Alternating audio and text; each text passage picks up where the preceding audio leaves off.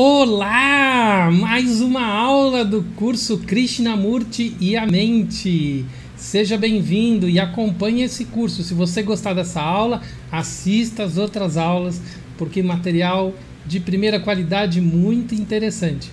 Vamos lá?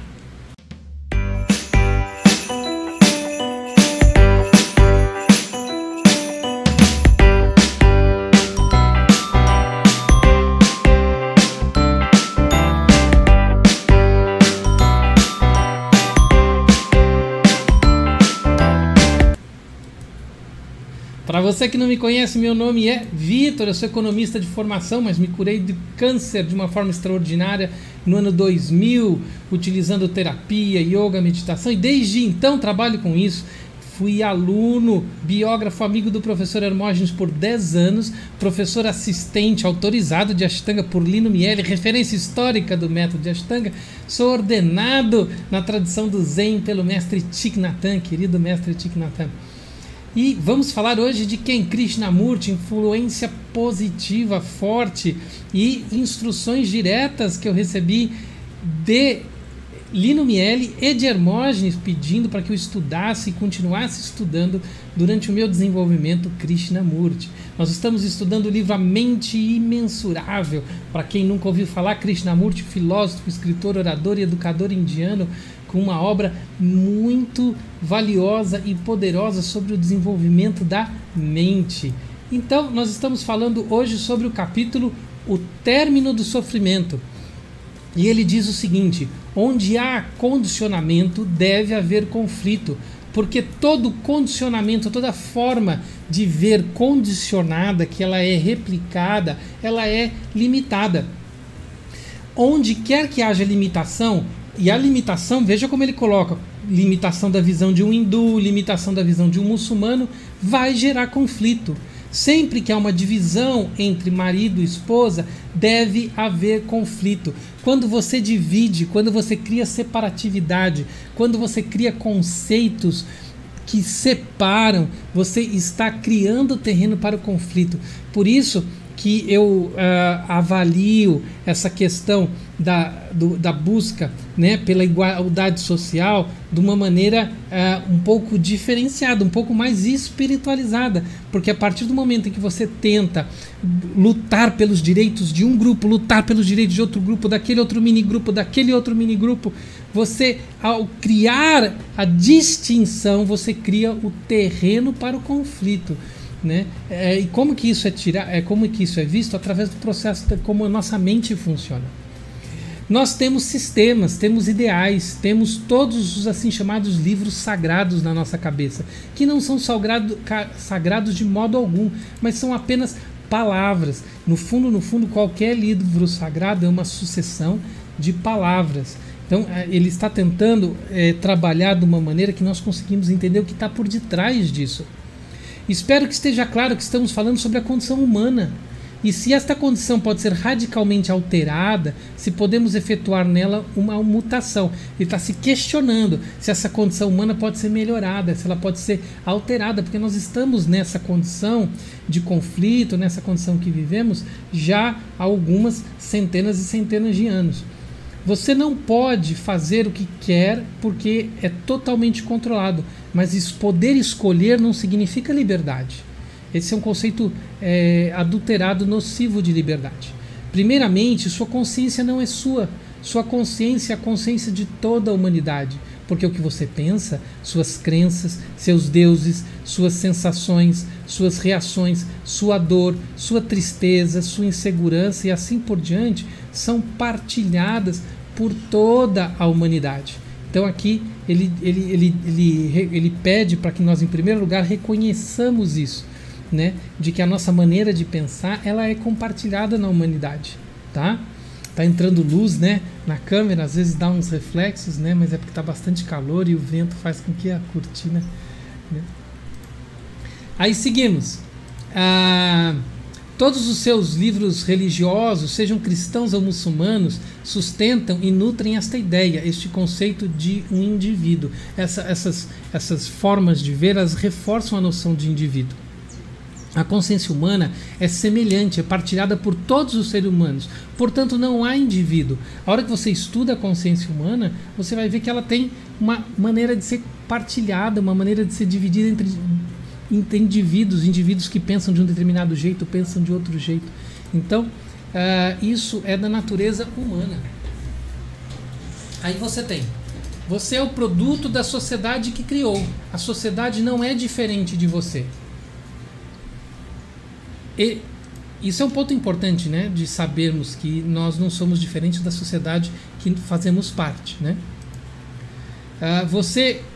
Eles pensam que no isolamento há segurança. Não há segurança no isolamento. Se eu mudar, que efeito isso terá no mundo? Ele deixa essa pergunta, né? E a questão do isolamento ele vai trabalhar mais ainda nos outros capítulos, né? O quanto que eu colaboro com o mundo se eu estou me isolando, tá? E se esse isolamento realmente gera alguma contribuição, e que contribuição que eu gero para o mundo. Aí nós temos aqui: portanto, se você mudar fundamentalmente, você afeta toda a consciência do homem, porque você é parte dessa consciência do homem. Mas a existência é relacionamento. Sem relacionamento você não pode existir. Na existência há o conflito, mas o relacionamento é absolutamente necessário. Então é necessário haver relacionamento. O conflito como parte da existência e o relacionamento como uma maneira de lidar com esse conflito. Porque há conflito entre dois seres humanos, sejam altamente instruídos ou sejam de instrução alguma. Por que existe o conflito? No isolamento, você não tem poder de ter um reto relacionamento. Você, então, não tem a condição de avaliar essa sua condição de conflito ou não, se você está completamente isolado. Vocês não podem conhecer, e falando dele mesmo, né, na palestra que ele está ministrando, vocês não podem conhecer o orador, assim como não conhecem o seu esposo ou sua esposa, porque vocês trabalham, vocês vivem uma imagem que vocês têm a respeito do seu esposo, da sua esposa, né, ou do orador. Aí ele diz: a consciência humana é semelhante, é partilhada por todos os seres humanos, portanto não há indivíduo. Você é o produto da sociedade que criou. A sociedade não é diferente de você. Saber se enxergar como produto da sociedade. Eles pensam que no isolamento há segurança. Não há segurança no isolamento. Ele reforça essa ideia. Se eu mudar, que efeito isso terá no mundo? Portanto, se você mudar, fundamentalmente você afeta toda a consciência do homem. Mas existência é relacionamento. Sem relacionamento você não pode existir.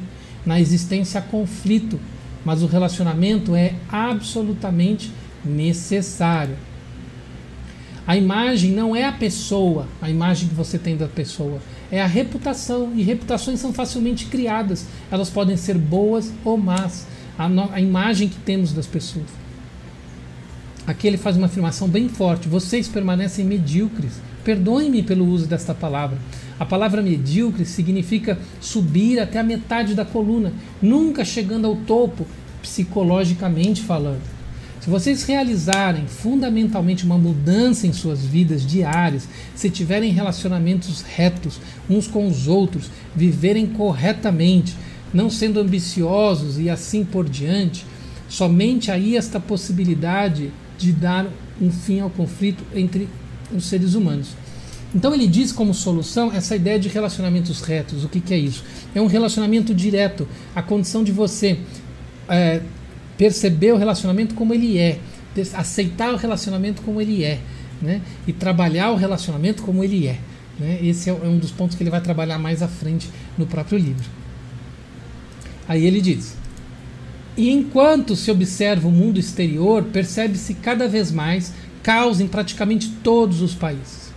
O homem quer segurança. Devemos todos ter segurança com relação à alimentação, ao vestuário, ao abrigo, saúde.